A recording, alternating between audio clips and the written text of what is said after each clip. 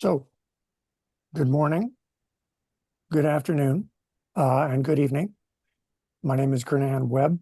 I am a professor in the Law and Business Department at Toronto Metropolitan University and also the director of the Toronto Metropolitan University Institute for the Study of Corporate Social Responsibility. And it is in that latter capacity that I'm very pleased to be in a conversation today with returning favorite guest, Bennett Freeman, to talk about a recurring topic, although we are approaching it regularly from different angles, and that is global multi-stakeholder initiatives and coalitions.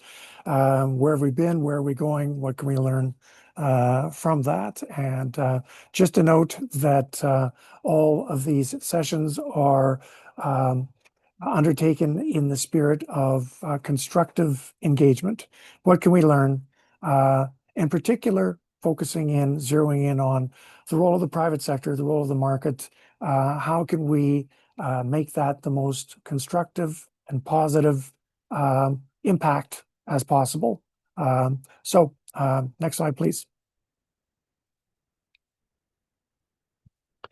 Toronto Metropolitan University is located in the Dish with One Spoon territory.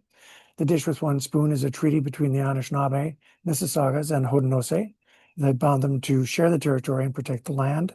Subsequent Indigenous nations and peoples, Europeans, and all newcomers have been invited into this treaty in the spirit of peace, friendship, and respect. Next slide, please. All TMU CSR Institute sessions are animated by this definition of social responsibility, which was the product of a global multi-stakeholder process, bringing together governments, intergovernmental bodies, businesses, civil society organizations from developed countries, from developing countries. And the standard is more than 100 pages long, but this is the definition of social responsibility that continues to animate all of our work. And basically, the point is, it is all about transparency in all decision-making and action, behaving in an ethical way, contributing to the health and welfare of society and sustainable development, taking into account not only the expectations of shareholders, but also all stakeholders, consumers, businesses, workers, communities, governments, investors, you name it, is in compliance with applicable law. But yes, not just applicable law, also international norms of behavior, which often ultimately crystallize into domestic laws of one sort or another, but play a very formative role as international norms of behavior, of which, again, many of which we'll be talking about here today.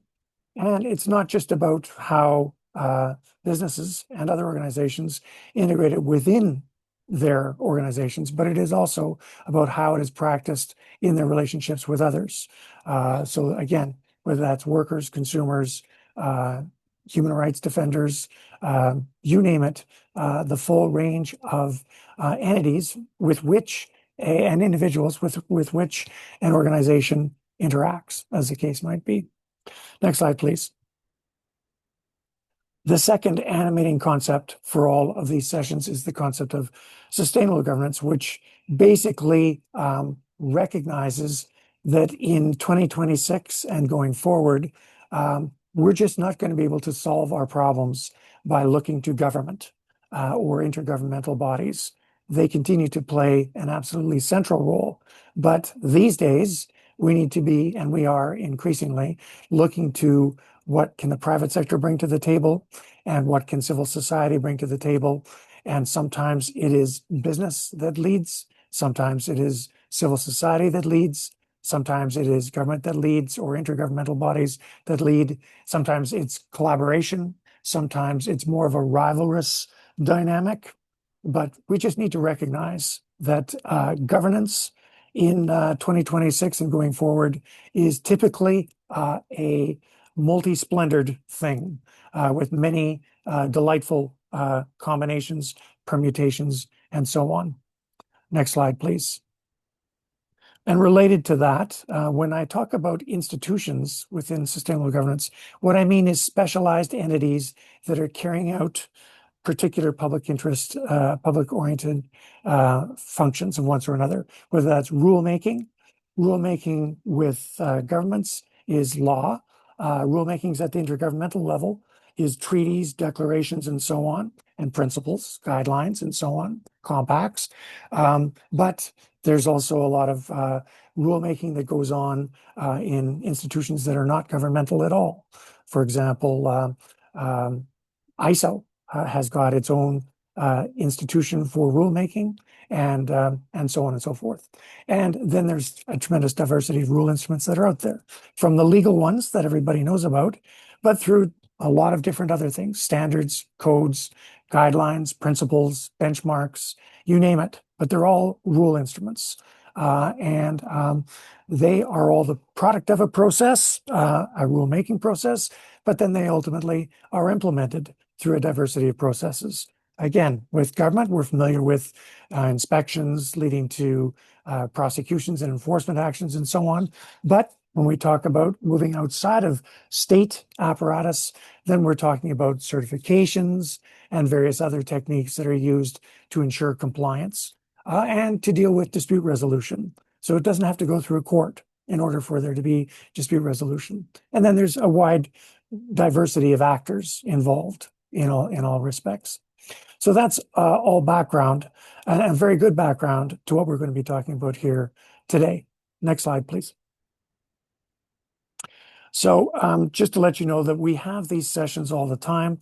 Some of you, this might be your first time at one of these sessions. If that's the case, welcome. If you're a return guest, welcome back. We have another one coming up, really interesting one coming up with Amy Boulanger from the Assurance for an Initiative for Responsible Mining. And that initiative is one which has continued to evolve and become actually a more powerful and high profile entity for doing mining insurance, responsible mining insurance, as time has gone on. And the whole story of how it developed, how it has evolved, challenges, and so on. That will be an upcoming session on July the 6th. So stay tuned for more information about that. Next slide, please. So a little bit of background leading up to this particular session here with Bennett. Bennett and I have been working together on any number of different projects over the years. And Bennett represents a deep well of experience, frontline experience, where he has been right there, the guy or one of the guys who said, hey, maybe what we should do is X or Y or Z. And there's been a lot of X, Ys, and Zs over the years. And it's why he's really, I cannot think of a better person to basically give us some insights concerning what's worked, what hasn't worked, ways of resolving issues, and then, of course, what's different about 2026. And as Bennett and I were talking about just yesterday, this is a lot different about 2026. What I was saying is that little did we realize from the 1990s through to now that in a large respect, we had the wind behind us and we were going on a downhill incline. As a cyclist, you're always looking for a downhill incline because things are so much easier when you're biking downhill and the wind is behind you. And you only realize it when the wind is in your face and you're biking uphill. And what I was saying to Bennett is that we didn't realize that we actually had a lot of momentum behind us when we were involved in all of these initiatives through the 90s up until now. But now we realize we're biking into the wind and uphill. And so those operating conditions are very, very important to understand when we're talking about what will work in 2026 that perhaps we didn't need to be so concerned about in previous years when we did have the wind at our backs and we did have a nice downward grade that we were biking on. So specifically, Bennett and I have been knocking our head against the wall trying to get a global um, rule of law, multi-stakeholder coalition in place. And it's been really damn difficult, if I can be entirely blunt. And it's been really, really difficult because a lot of parties who up until now would have been absolute slam dunks. They would have either put their hands up of their own initiative or with a tiny bit of prompting, they would have said, sure, we'll be involved in that. And we don't mind saying that we're involved in that. But this is 2026, and that is no longer the case. Now there's a great deal of ducking and covering going on. And we want to talk, Bennett and I, we want to talk about a lot of these really fantastic initiatives that Bennett has been right there at the front leadership role playing in it and learning from that. But we also want to circle back to what's going to work today in 2026. I'm not sure, Bennett, that you're particularly aware of the work that I've been doing on the Middle Power Alliance, but prior to Prime Minister Carney suggesting, hey, why don't middle powers get together? I had written an article saying exactly that. Hey, why don't middle powers get together? I'm glad that Prime Minister Carney said what he did and that there's been, traction with respect to that. Although I'm taking it a step further now, so stay tuned for the article coming out, which is going to say that we need to have a home. As Virginia Woolf would say, we need a room of our own for middle powers. But what I really would like to kind of ultimately circle back to with Bennett is this, whether we're talking about middle powers getting together or we're talking about a global multi-stakeholder coalition or alliance or initiative concerning the rule of law, one way or the other, we've got to figure out how to do that when we have a prevailing northerly wind blowing right in our face. And it is pushing, and it is pushing hard. So Bennett indicated to me, and I like it right off the bat, that we need to make a distinction between initiatives and coalitions. And so this is what we've said there. And you'll see mention of several things, voluntary principles on security and human rights. That's one of the ones where Bennett played a lead role on that. And the Cotton Campaign and Be for Ukraine are two other initiatives that are coalitions, I guess you could say, that Bennett's been involved in. So we will definitely be making that distinction. There's some others. What's the difference between those and a movement, for example? What's the difference between an initiative, a coalition, a movement, and a standard, and so on and so forth. So there's a lot of definitional issues that we need to address. But next slide, please. So very briefly, with respect to Bennett, as you can see here, and as you could see in the announcement for it, Bennett has been a very powerful, needed, catalytic force going back to the 90s when he was in the Clinton administration, and he had the backing of the U.S. government when he was doing things, through to when he no longer had that backing, and he was with Calvert, an investment firm. And so he was speaking from that perspective, but that's another great backer, is to have the investment community backing you. And then he's been involved in so many other different initiatives over the years here, in so many different capacities. I've tried to just bold a few of them here in this slide, so that we try to remember to at least touch on some of these, Bennett, in our conversation. But enough of that. Let's begin. One more slide, please. Just to say that wherever you are, we welcome your comments. Email me. I'll be tracking that, and I'll try to fold your questions and comments into the discussion that we are about to have. So, Bennett, apologies for that bit of a long opening session, but it's done. It's over. Let's begin.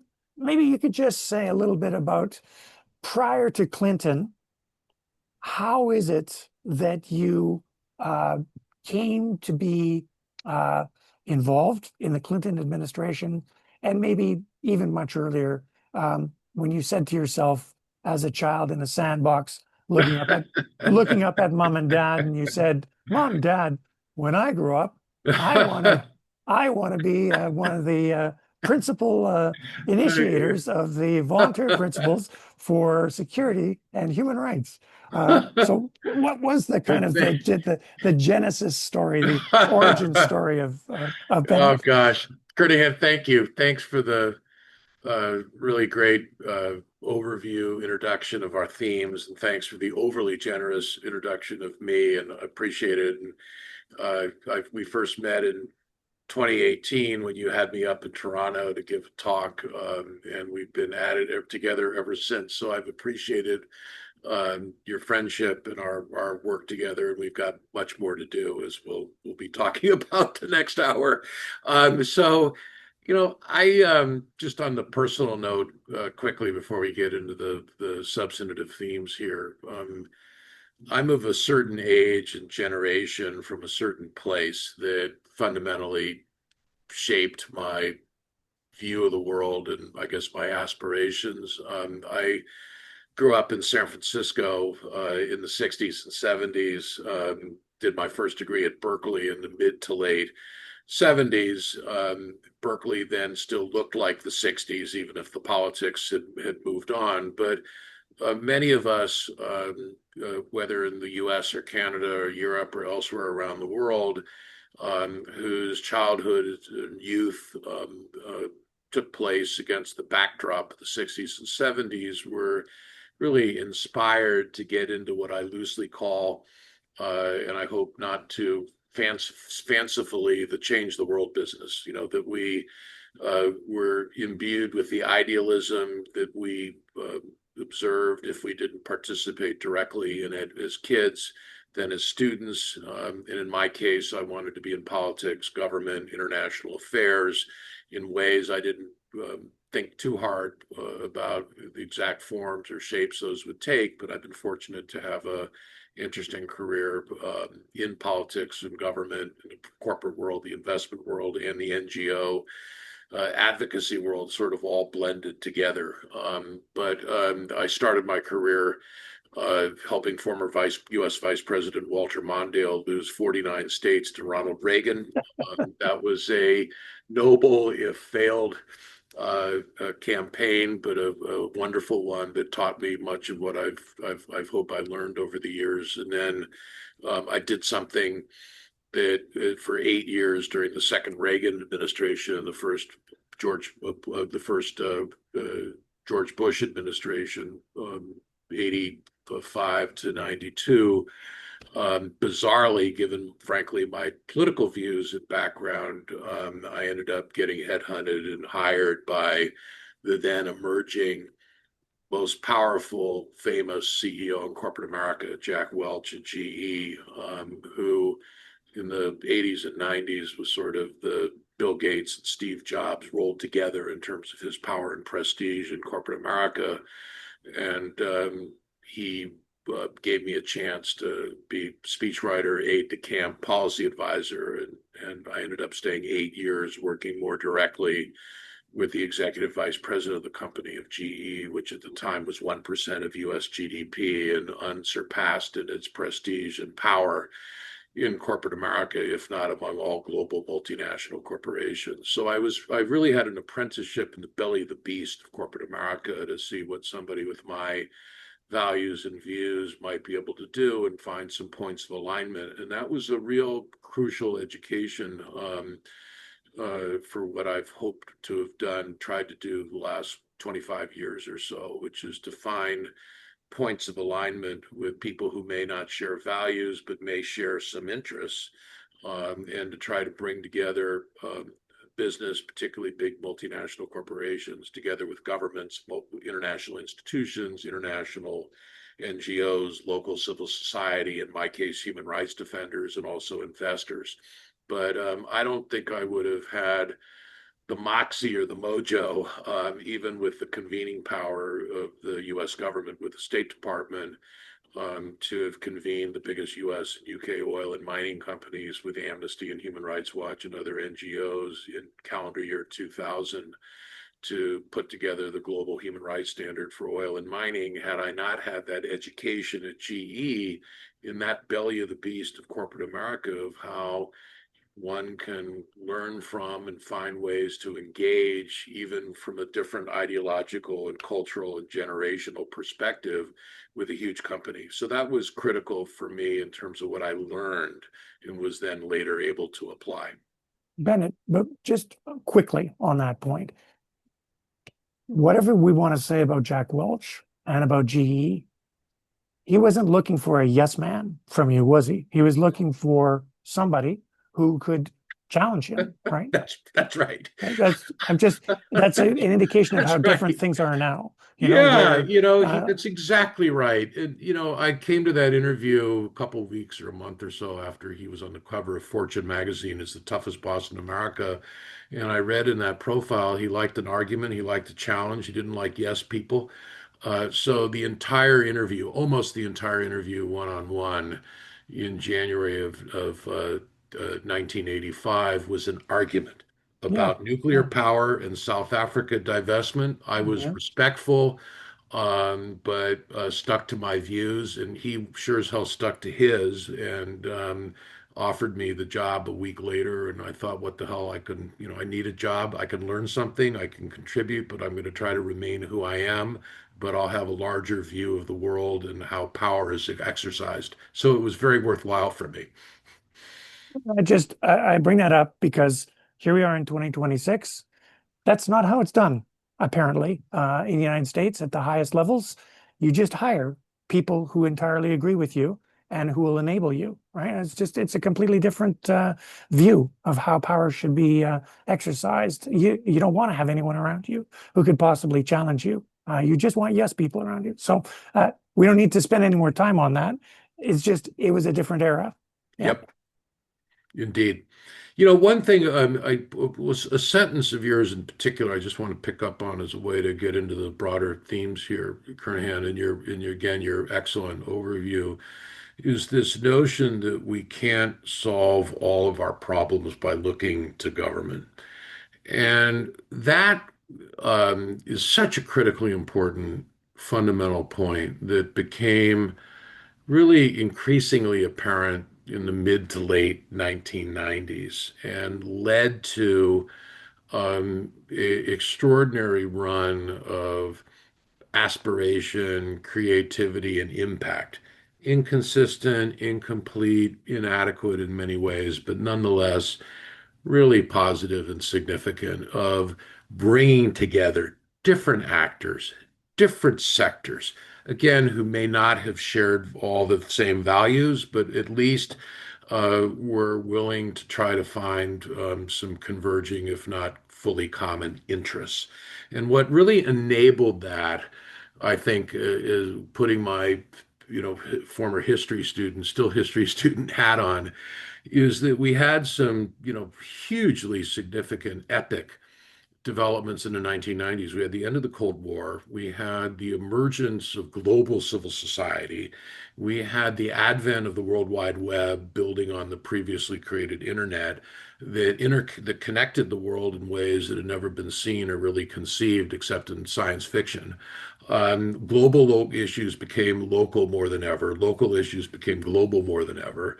And the climate agenda, the climate crisis became apparent. Human rights abuses, labor rights abuses, gender discrimination, racial discrimination, while all present for millennia, became better documented.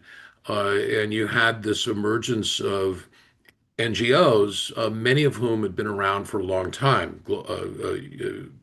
Oxfam since 1944 during World War II, Amnesty International since 1961, newer ones like Global Witness since only 1995. I mentioned three that I've been very involved with over the years, but the point is that they all became hyper empowered in the mid to late 90s. Globalization was accelerating multinational corporations, which had been controversial for decades. I remember as a student at Berkeley in the mid to late 70s, the rap against the evil multinational corporations. But what changed in the mid to late 90s was not just the acceleration of globalization, but the backlash against it. And the sense, which I credit some in the corporate world, of understanding that if they wanted to sustain or build any kind of support for globalization, that they would need to engage with critics. They would need to actually look at issues like climate and human rights. And it was that insight on the part of a few corporate leaders. Neil Fitzgerald, I recall from Unilever in the late 90s, early 2000s. John Brown, later Lord Brown, who I met and worked a little bit with, a lot with BP back in the day, had this insight as well. And I don't want to give them too much credit. I mean, globalization was fatally undermined by the tolerance and, frankly, the perpetuation of entrenched inequality. We saw the chickens come home to roost in the financial crisis of 2008, the job insecurity, economic dislocation that we've seen in the UK, leading to Brexit, the US, frankly, leading to populism, nationalism, and I'll just say it, Trump, reverberations across Europe and around the world.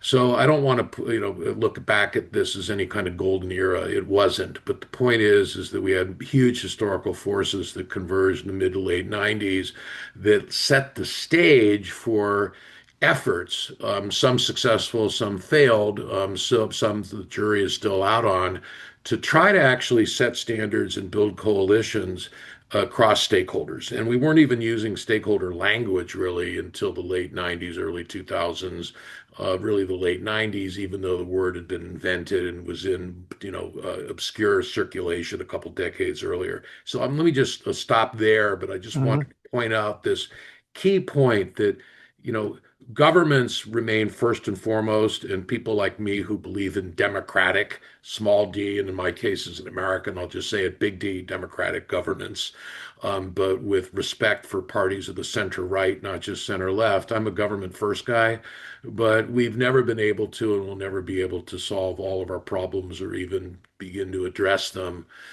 without working across sectors, governments, international institutions, civil society, NGOs, the whole combination of sectors and actors. That's how the world has evolved since the 90s. There's no going back. Great sort of summary at a very super high level. Selective, admittedly, and you're not denying that. Couple of points, though. One, you didn't mention, but it's critically important, is the global anti-apartheid movement, which required pushing from everybody, from intergovernmental, from government, from the private sector, from civil society. And it was largely done in an era prior to the internet, which is even more impressive. In hindsight now, a simpler time. But at any rate, it was a successful global multi-stakeholder initiative, and it was effectively about the rule of law at the end of the day. So that's point number one. Point number two is, yes, the advent of the internet and the web. And what happened with that was that the previously somewhat to largely handcuffed civil society organizations, suddenly the transaction costs for them organizing, for them communicating and disseminating their views were immensely reduced. And so suddenly they could be a much more even player with business and with government. And so you had things like the FSC, the Forest Stewardship Council, which started off as an attempt to get an international treaty on clear-cut forests, largely focusing on the equator regions. But when that didn't work, when there wasn't support from governments, intergovernmental processes, that several of the major environmental organizations said, well, what about us coming together and producing a certification standard, which they did, and which, that was not their first choice either.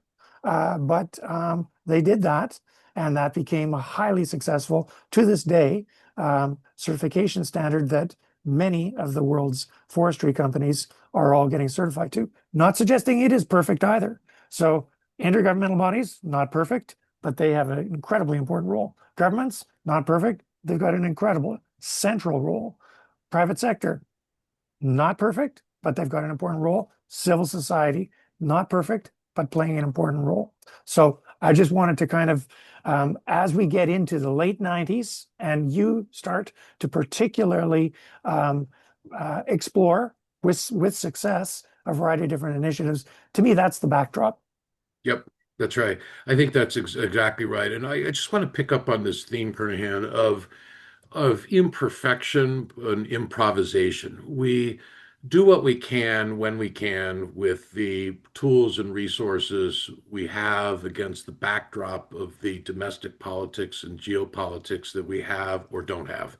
And that was the case when, for me, when in 1999, when I was Deputy Assistant Secretary of State for Democracy, Human Rights, and Labor, I had this idea that there was a big problem for U.S. and, for that matter, other global oil and mining companies of how they operate in tough places with violent conflicts on the ground and community unrest. And I was thinking particularly of the Niger Delta in Nigeria with Chevron and Exxon, plus, of course, Shell. I was thinking about Indonesia during the Civil War in Aceh and the continuing unrest to this day in West Papua and with Exxon, with the Mobil later merged with Exxon.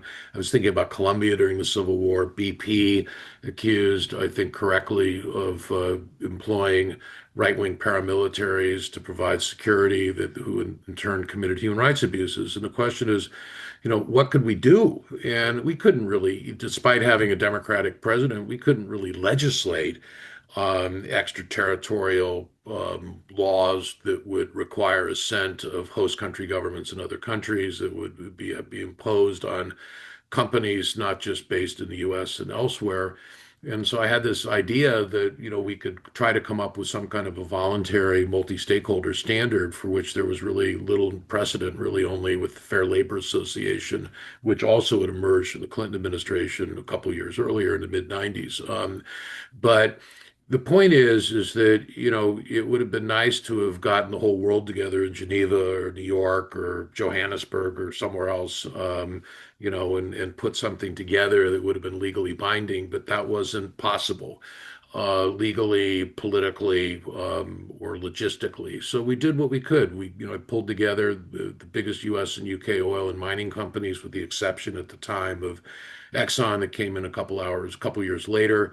And I basically, as the U.S. government, couldn't have done it without the U.S. government. I was representing the U.S. government, but I was basically the bartender at the original Star Wars bar scene. I mean, to pull Amnesty and Human Rights Watch and International Alert into the same room with Chevron and BP and Shell and Rio Tinto and Freeport McMoran and Conoco. I mean, these weren't people from different planets in the same solar system. These were aliens from different galaxies. And I really actually felt that I was the bartender serving drinks at the original Star Wars bar scene, just to get people to talk and to recognize that even if they didn't have common values, that they did have some converging interests. And the breakthrough for us that created the voluntary principles was to get the NGOs to acknowledge that the companies had legitimate security needs and therefore need to work with military, police, and private security. And the corollary breakthrough was for the companies to recognize that they faced human rights risks and in turn had human rights responsibilities that they had to face up to and to work with civil society, international NGOs, local communities to respect human rights. And once those bottom lines from each side were understood, acknowledged, and respected, I knew that we could get to yes, even serving drinks in the original Star Wars bar scene. And it was hard. None of this is easy, but we did it in 1 year once we had that critical breakthrough. But we do what we can when we can. At the same time, the late Professor David Weisbrot, then a professor at the University of Minnesota, was leading an effort under the UN umbrella of trying to create so-called norms for multinational enterprises on human rights. That effort failed for all kinds of political reasons. The companies wouldn't play. The NGOs were probably pushing too hard, too fast, even if people like me agreed with them. The effort collapsed, but out of it came the mandate beginning in 2005, given to John Ruggie, who over the course of 2 3-year mandates produced the UN Guiding Principles on Business and Human Rights. Some in the NGO world remain unsatisfied that the floor is too high and the ceiling too low, and want to keep pushing. And there's still discussions and negotiations in Geneva around a binding treaty, which is a perfectly legitimate exercise. But he did what he could with engagement of companies, with investors and NGOs and governments around the world, and produced the guiding principles. They're not legally binding, but they have assumed soft law status. They are the international standard for companies across the board on human rights, just as the voluntary principles on security and human rights are the global human rights standard for oil and mining. Again, we do what we can when we can with what we have. We evolve towards Yeah, regulation, towards law, but it's piecemeal, incremental, step by step. Not good enough for some, but a hell of a lot better than nothing. absolutely. Couple of points is number one is that there was a willingness by government, private sector, and civil society to try to find common ground Yeah, at that time. Um, Now what we're seeing is polarization, incredible polarization, um, weaponization. It's not possible now in the United States for anybody on the ruling side to make any sort of a comment about the other side without saying the corrupt Biden, da da da da da. They have to add several polarizing, that was the worst, da, da, da, da, and we're the best. And so there's polarization now on social media, which is an offspring of the internet that led to these great things, such as, I would suggest great things, such as civil society now having a much greater ability to communicate, to organize, and so on. But now we have on top of that, we do have this polarization and weaponization. You can't say anything without someone who really has no desire whatsoever to work with you. Their desire is to bring you down, to bring you all down, use disinformation, use misinformation, and so on, and to cloud the picture. What's that? Flooding the zone and all that sort of stuff here. So I get it that was definitely the case. There was a willingness then. That situation has changed, and I don't want to get there now, but I want to put a big asterisk on. That's what I was talking about with the wind, and the incline was in our favor back then, and yeah, it is no longer there. yeah, And I'm not sure how to get out of that. But the other point to make is that the United States has not been afraid to do extraterritorial laws and yeah, everything else whenever they felt like it in the past. But an interesting one is the story of bribery and anti-corruption, right? Where you did have the United States, first of all, United States companies caught engaging in corruption around the world, leading to the FCPA, which Foreign Corrupt Practices Act in the United States, which was ultimately reaching across the aisle, Democrats and Republicans saying, this is not good, this is not acceptable for American corporations to do that. But then American corporations realizing, you know what, we put ourselves up at a disadvantage competitively if everybody else doesn't also have basically the same thing as the FCPA. We're now at a disadvantage. And so United States led the charge to have an international treaty and several that flowed from that on bribery and corruption. So it was a rare situation where United Yeah. States actually led the charge. Yeah. I would say because they made a mistake, strategic or tactical mistake with the FCPA because they didn't realize, oh my God, we're Yeah. putting ourselves at a competitive disadvantage. But at any Yeah. rate, Yeah. at that time, 1999 was when these international treaties on bribery and corruption also started to come out.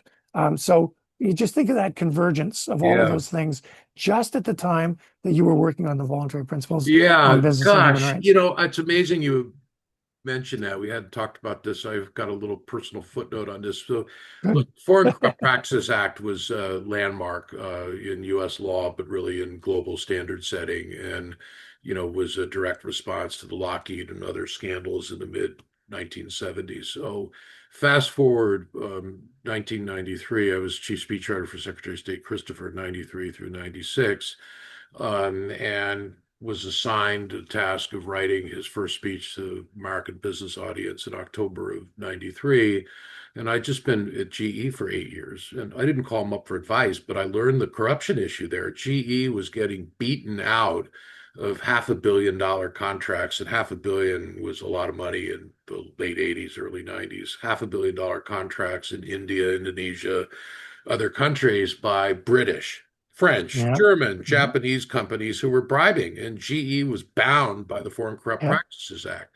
Yeah. So the light bulb went on over my head, pardon the GE pun, but the light bulb went on over my head that, we should propose a negotiation of international illicit payments bribery standard through the OECD, that would probably be the most accessible um, platform or institution. And I don't remember if that idea was out there circulating, or whether it just occurred to me. It was frankly obvious. And I wrote it, got it cleared, 2 paragraphs. He proposed it. And bang, I was with him at the OECD ministerial in June of 1994, when it was actually agreed. Yeah. So I learned the issue in the Yeah. private sector. Now, we could come up with 1,001 examples of corporate interests that we may not like or agree with that then get legislated. I could come up with more than 1,001, but this is an example, I think, of how we try to think creatively and constructively. I have 1,000% certainty that had I not thought of it in October 93 and put it in the speech, and that it still would have happened. It may have happened, 6 months or 18 months later, the time had come, you know. Mhm. So Mhm. the story Mhm. isn't about me. It just happens that I did have the pen in hand that got that rolling. I had nothing to do with negotiating it. It would have certainly happened without that speech, but maybe a couple years later. But bang, there we go. Um, Yeah. and that helped level the whole point competitively. It wasn't just an ethical matter. It was about leveling the playing field for Totally. American companies. So we do Yes. what we do through a combination of values and interests. And I'm totally values driven in what I care about in the world and what I've tried to do in my career. But what I learned early on in my GE incarnation is that those of us who are values driven have to find points of convergence with hard interests, whether Yeah. it's with corporate interests, American foreign policy, or national security interests. And I sold internally what became the voluntary principles on security and human rights on the grounds that it is the U.S. foreign policy, national security, and energy security interests for our companies to be able to operate in tough places with rules of the road to navigate the toughest human rights issues, which are operationally, ethically, and reputationally killers if you mishandle them, as Shell found to its great regret in the 90s in Nigeria. So this is just such a critically important point. The sweet spot is finding the points of convergence between values and interests, in Yeah. my view, in my experience. Well, and what I was thinking about was bobbing and weaving. Muhammad Ali, bobbing and weaving, rope-a-doping. Making it to the 15th round. All that is true, but I just want to add in, it's no longer about bobbing and weaving. Now we're in mixed martial arts, right? Now it's kicking. and Kickboxing. strangling and choking. And, so the whole level of interaction has become a much more aggressive. It's a tougher neighborhood now. You still have to do exactly what you were doing then, which is find the common ground and argue it on the basis of, look, this is good for you. This is Yeah, good for you financially. It also happens to be good in terms of values, but I'm not going to peddle the values with you because I know with you it's all about interest. That's what I'll peddle to you. But over to you over here on the other side, I'll be peddling the values side. Whatever works, right? To get to right. that common ground. But again, I just come back to the neighborhood and the way of interacting today in 2026. It's a much tougher neighborhood than it ever Much was back tougher. then. And it's our politics, I'll just say it, have been poisoned. Been poisoned by the poison on social media. They've been poisoned on the demonization of political opponents. We've gone from respectful adversaries to calling Enemies. out enemies. Yeah. And it's horrifying. And it's particularly horrifying for Americans as we're now in the 250th year, the anniversary of our great Declaration of Independence. And we have so much repair to do. I think maybe the most fundamental repair, which in my less optimistic moments as an eternal optimist, but my realistic, pessimistic moments, I despair of how we're going to get back to basic agreement on how we define truth and fact. There's nothing more fundamental to our interactions as human beings, as countries, as cultures, as communities, as different sectors. The late, great U.S. Senator Daniel Patrick Moynihan famously said 25 or 30 years ago to an opponent, political opponent, adversary, you're entitled to your own opinions, but not to your own facts. We've lost that. And how We now have. with the AI overlay on top of the social media, the poison dimensions of social media. Not that it's all bad, far from it, but there are parts of it that are poisoned. How do we get back to fact and truth? And the current administration in the U.S., I'm sorry to say, is not helping. And whether it's To the say the least. analogy and the reflecting pool as a metaphor or otherwise, the denial of some of those realities tells us where we are. And I just think that in our personal and family and community interactions, in our educational institutions, that in our professional interactions, let alone political, that there's no more important or difficult, daunting task than recovering a agreed sense of how we define truth and fact while respecting different views and frankly different values underpinning different views. Liberal democracy uh, fails without a degree of respect, and we've lost that mutual respect for now, and God help us if we don't recover it. This actually nicely dovetails with something that I really think is worth exploring, and that's the concept of responsible communication. So it really relates directly to this. We're now in an age of polarization, uh, malinformation, disinformation, and so on. And you're right. If we cannot agree that this is the facts and this is just your opinion, which is unfortunately purposely right now, purposely that's what's going on by I'm sad to say, leading the charge is President Trump himself, with his, you know, I bet you laughed as I did when he first said fake news. But he's been successful in absolutely flipping the uh, the opponent in terms of now uh, there's absolutely no line between fake news and real news. He's leading the charge. He's leading the charge in creating the fake news. So um, the concept of responsible communication, here's what I'm thinking of. Um, it would seem to me that finding common ground, whether you are in government maybe not the US government, federal government, but whether you are in government or you are in private sector or you in civil society, one thing we can all agree is the value of responsible communication. And Yep. responsible communication means before you say something, you check to make sure that it is accurate, you provide your sources, and you are willing to sort of say, here's what the other side says. I'm going to give space to the other side.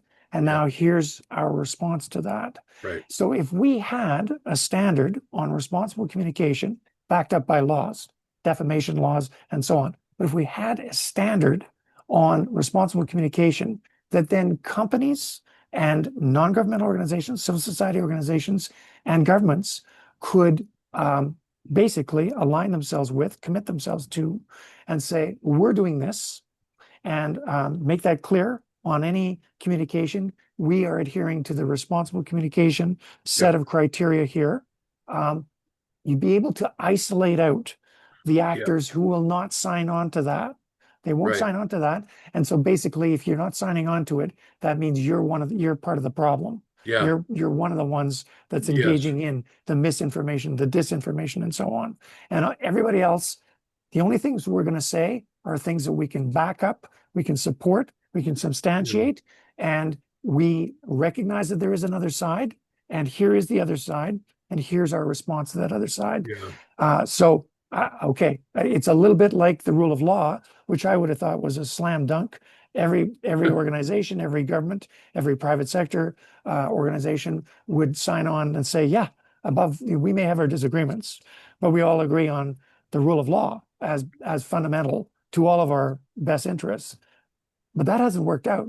So Right. I just want to throw that out here because I do Yeah. think that the misinformation and disinformation Yep. and the fake news and the pollution, the polarization prevents finding common ground, right? Right. Because you don't know whether or not you're speaking to someone who's actually providing you with their real position on it, or whether or not that is produced by AI or what have you. Right.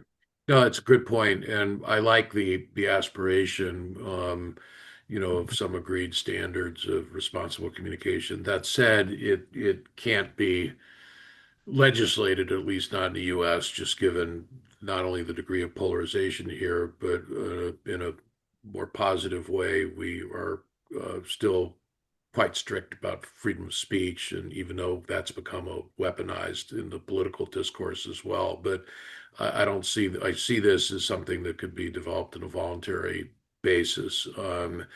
But I take the point. It's critically important.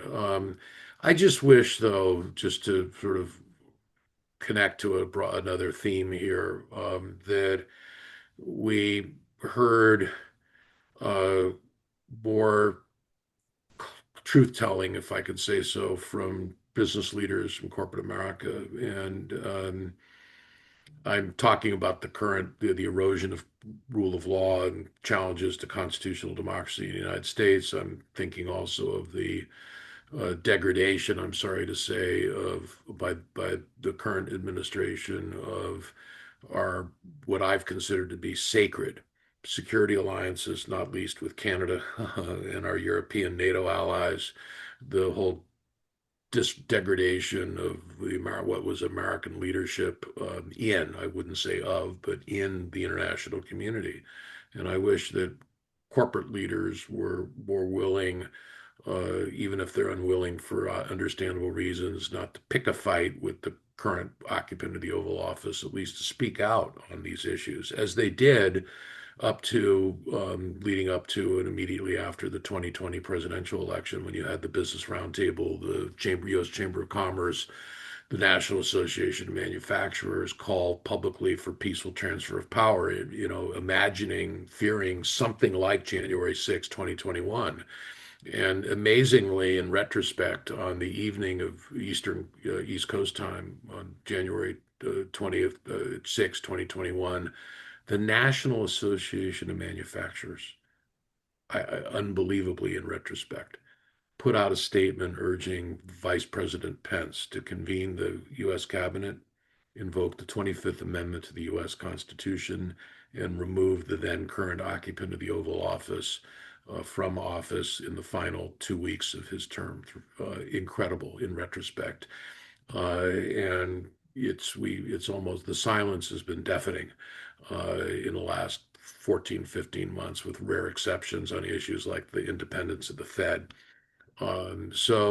We need a little more uh, guts here, wit and guts, I would say, by corporate leaders to speak out on the rule of law, constitutional democracy, U.S. leadership in the international community, which I believe, at the risk of being naive in the second decade of the 21st century, remain bedrock pillars of the success of American business and the stability and prosperity of the U.S. and global economy. And yet, it's the silence of the lambs in the face of the roar of untamed beasts. I'm sorry to use that kind of Hmm. an analogy, but Hmm. that's where I think we are. And I think that the corporate America needs to understand that the political winds will change, um, and that they need to get back to a position where they defend their own interests and hopefully values. And if rule of law and constitutional democracy aren't interests, God help them and the rest of us. Well, you're not going to find me disagreeing with any of that. But what I would say is kind of just appealing to parties to kind of come forward. Um, we can see that's not working, right? We can see that's not working. It should work. It's worked in the past. Um, and it makes me conclude that there's something much more structural that needs to take place here. We need to move beyond kind of trying to make the either the business case or the values case for why it is Yeah, things should be this or that. It seems to me that there's a more systemic, structural issue here at stake, which has led to everything from Citizens United in the United States as a, you know, yes, that was a Supreme Court of Canada, a U.S. Supreme Court decision, but how did we get to the U.S. Supreme Court coming to that conclusion? yeah, There are years and years and years of um, U.S. Supreme Court decisions based upon the U.S. Constitution, which one can make an argument had been doing a pretty good job. But now it's almost as if, when you run a particular model for 100,000 times, then suddenly the cracks start showing and then the wheels start falling off. So, is there something much more foundational, structural, institutional here that is at work here so that it's not just about, oh, can we get Trump out of office and, that will solve all our problems because yeah, then we'll have yeah, good people will come back in. I mean, I would like to believe that. I would like to believe that the whole world will realign on that basis, but I have not a lot of confidence no, that that is going to happen. And so I'm seeking from you and from yeah, others, I'm seeking what do we do at the same time as we do our very best to keep the water out of the boat that's yeah, got big holes in the bottom of it? What are we doing to think about? Do we need a better boat? Right? yeah. So Yeah. exactly. So first, just a couple reactions. It's a great question, a big challenge for all of us. It's a challenge the rest of our lifetimes for some of us. So, in the U.S. political context, and this goes back to a point I've been making a lot for what it's worth recently, if one believes broadly in liberal democracy in its broadest sense that encompasses much of the political spectrum, left, center, right, liberal democracy relies on rule of law. It relies on vibrant, unfettered civil society, enabled by freedom of speech and assembly and association on the labor side. But it also depends on a fulcrum, if you will, of responsible political parties of the center right and the center left. I happen to be a person of the center left, not the center right. But I have deeply respected, even if I've frequently disagreed with parties of the center right, whether in the US, where I'm from, or the UK, where I've spent much of my life. But we no longer have, I'm sorry to say, a responsible party of the center right in the US. And there's a few people left who embody that. I think of Senator Murkowski of Alaska in the US Senate, who I probably disagree with on 7 out of 10 policy issues, but she stands for rule of law, constitutional democracy. Some of the departing Senator from North Carolina, Tillis, departing Congressman Bacon of Nebraska. I would like to see a rebooting of the Republican Party in the U.S. or replacement by another party, if that's possible, that is a center-right party that believes in rule of law, constitutional democracy, even if it has different views of the size and role of the government relative to the private sector and markets. That's all great. That's legitimate. We can disagree till the cows come home on that.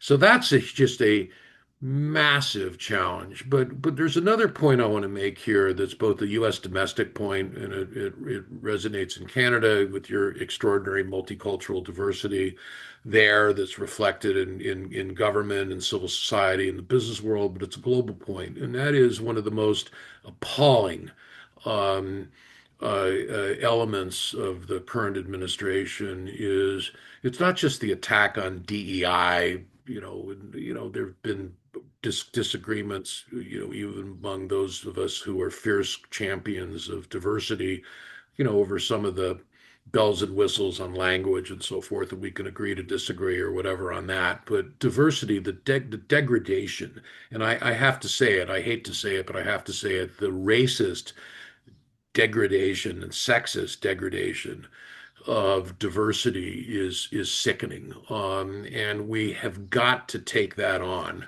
and we've got to overcome it.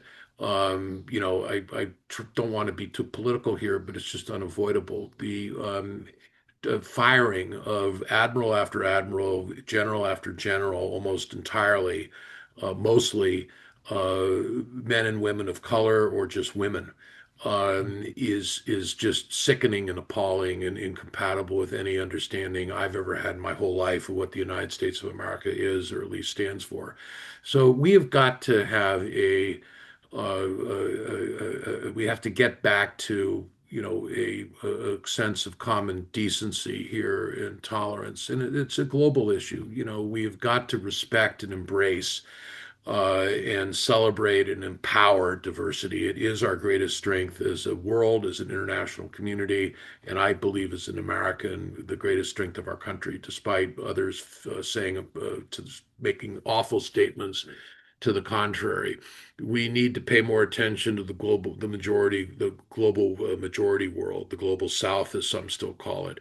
And this goes for all the issues I've worked on over the years, in human rights, labor rights, anti-corruption, to a lesser extent, climate and environment, which I worked on a lot when I was at Calvert with my team there. But maybe one possible, and this is a handoff, back to you, Kernahan, in terms of middle powers in Canada and Prime Minister Carney's leadership, which I don't doubt.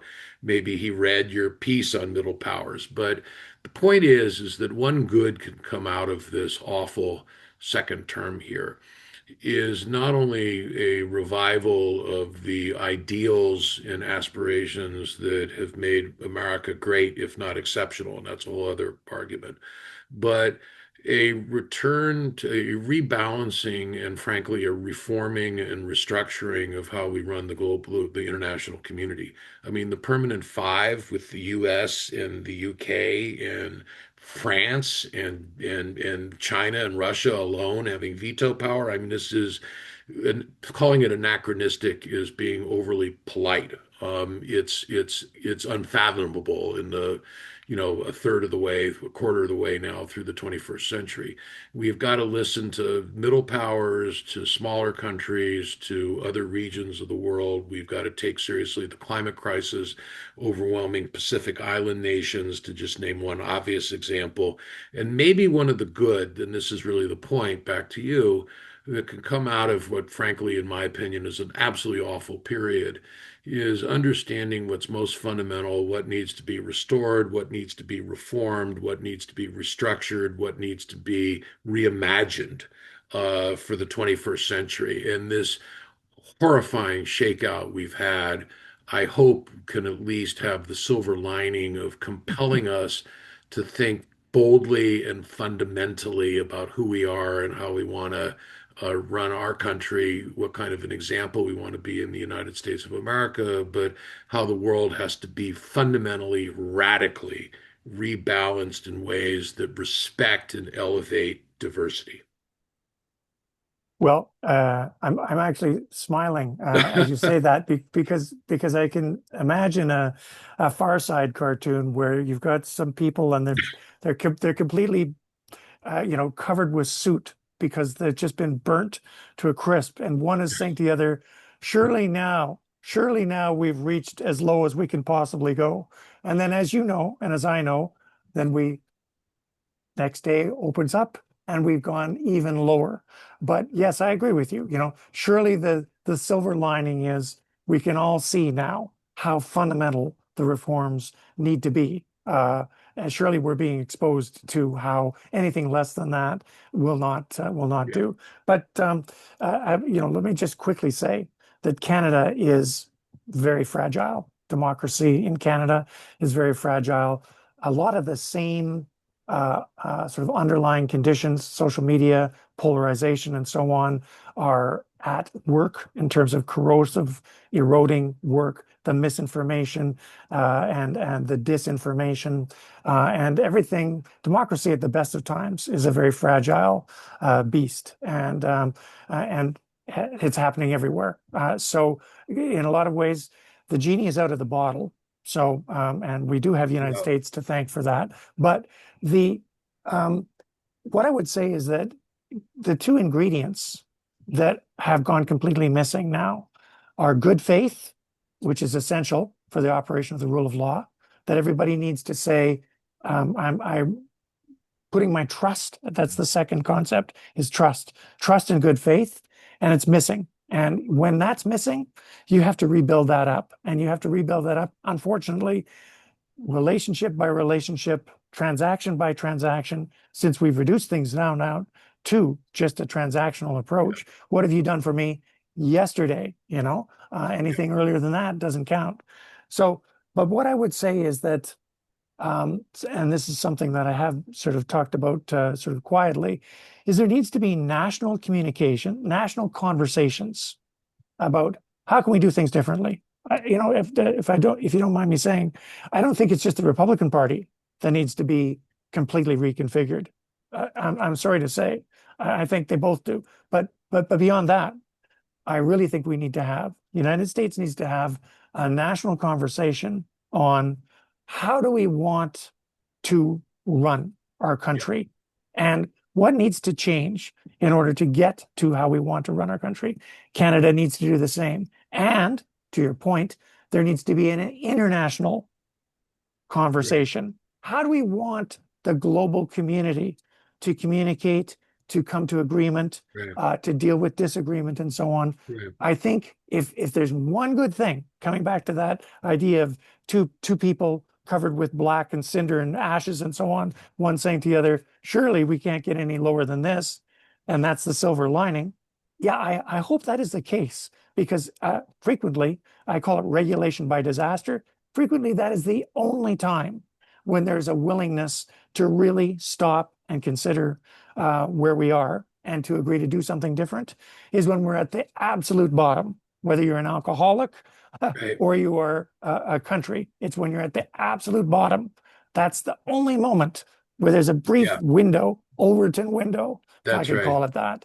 Yeah. So, but Yeah. Wasn't there a yeah, saying that the darkest time of night is just just before before dawn.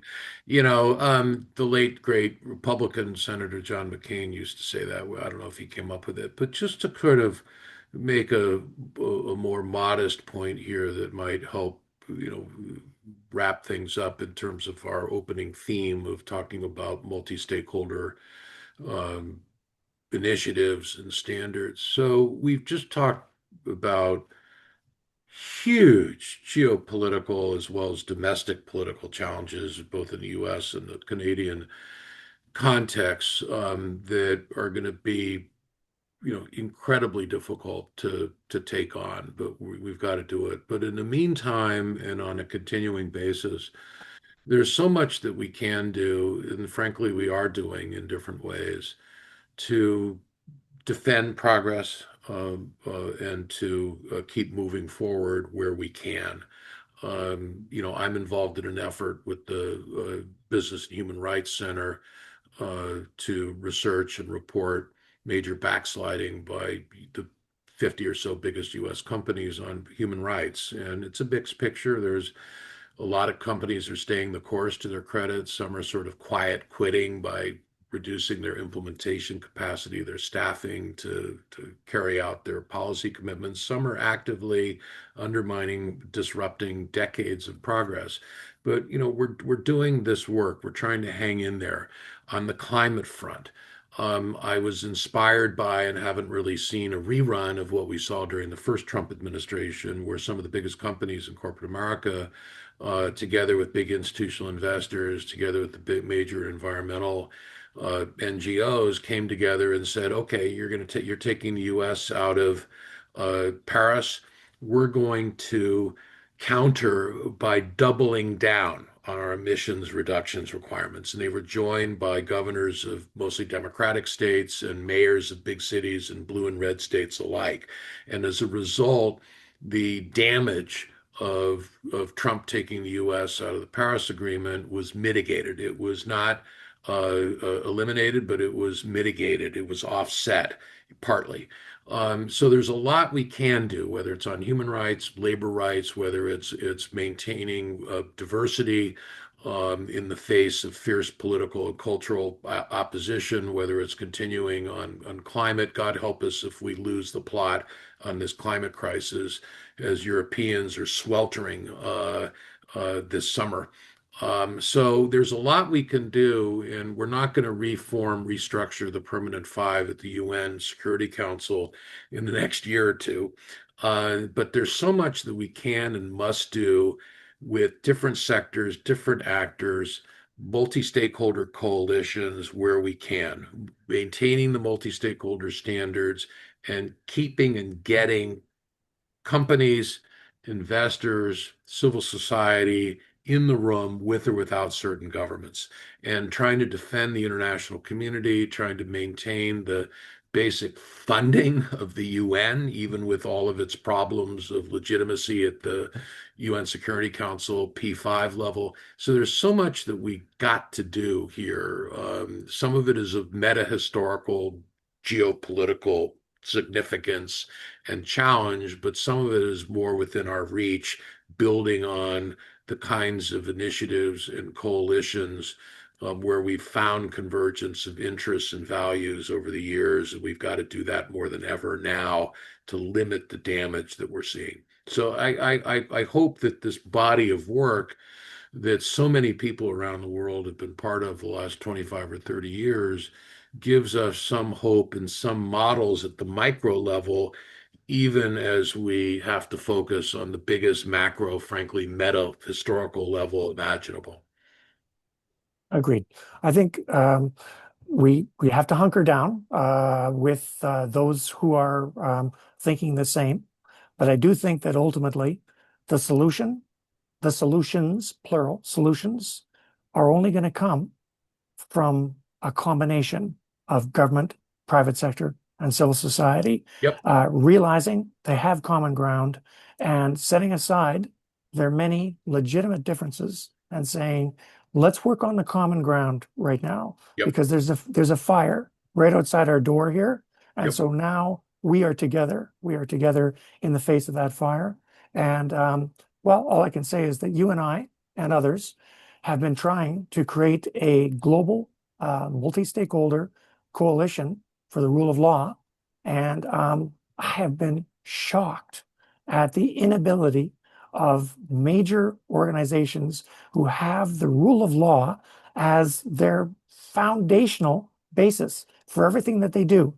And they will not agree to stand up and work together on that, which to me is just very basic. I continue, because that's just the way I am, and I can see that's the way you are, to work towards those sorts of objectives and Yeah. those sorts of coalitions. And those are stopgaps, for what needs to happen, which is this more fundamental structural reforms that we're talking about Yeah. here, national conversations, international conversations. But I know, just in case everybody in the audience here does not know this, I know that you are constantly on a plane going from one, um, doing everything that you can, whether Mhm. right now it's for the B4 Ukraine coalition, or it's the cotton campaign that you're working on, Yeah. or as you say, business and human rights. Um, I know that you're working tirelessly, Well, thank you. and Well, you need to keep on doing that. thank you. But that's still very much down at that Well, thank hunkering you. down level. That's right. Well, We need thank the you for that. hands to extend. So many people are doing this. And I was in Kyiv for the last week of April with Be for Ukraine. We had a big conference of our coalition partners and then a public conference. It was so inspiring to see the courage, the resilience, the determination of Ukrainians, and who are, fighting for their lives, fighting for their freedom, fighting for their independence, fighting for their sovereignty, fighting for their democracy. And it just put, the biggest picture possible, the importance of this work and their example. And I just think of people struggling around the world now, and Yeah, with life made so much more difficult by, the collapse of global health funding, or the collapse of climate finance and progress in that respect, and some of the erosion of human rights, and now the threats to democracy in the United States and elsewhere. So we have our work cut out for us. But the good news, and to end on, is that there's so many thousands, tens of thousands, hundreds of thousands of people around the world who are committed, who are courageous. And I've just feel really lucky and privileged as an American to, have worked with incredibly courageous people, human rights defenders, people in and out of government and the private sector around the world, doing this work, and now in my own case, spending more and more time with students at Berkeley, at Oxford, and elsewhere. And the next generation, people you and I are not young. We're not, I hope, long in the tooth, but the reform, the resilience is going to come from younger people. But I just hope that some of the work that many of us have done, some of the standards we've set, and models that we've tried to create, can be adapted by those who follow as we rebuild this broken world. agreed. Agreed. I do think that the attacks on facts, what Yep. constitutes facts, is really kind of a fundamental point upon everything else. Yeah. Everything else is based on that.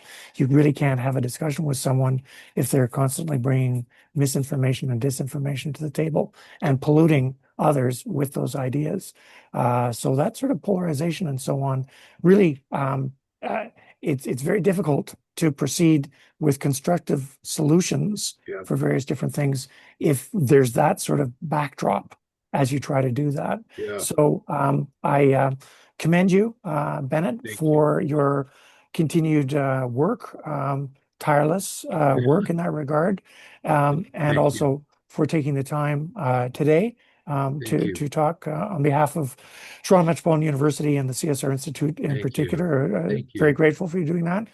We're going to have to keep on talking. Yeah. We're going to have to keep on working on Yeah. finding those solutions. And so I wish you continued success in your work, and Thank you, Kernahan. Thank you so much keep on for talking. the conversation and convening, and thanks to all those listening, and really, really deeply appreciate it. Thank you so much.